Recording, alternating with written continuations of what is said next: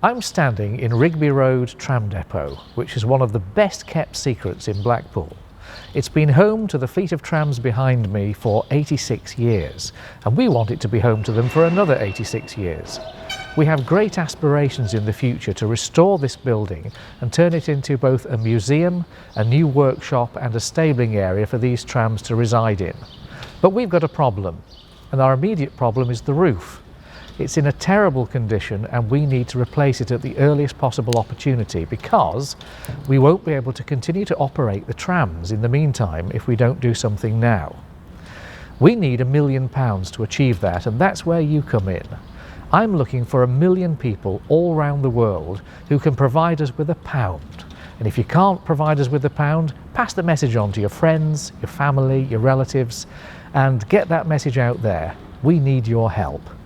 It's important to raise the £1 million for the new roof on the tram shed, because we need to keep this heritage. It needs to be a part of Blackpool forever and ever, so people can sort of see these trams, ride on the trams, you know, and understand our history. If you can help, please follow the link below.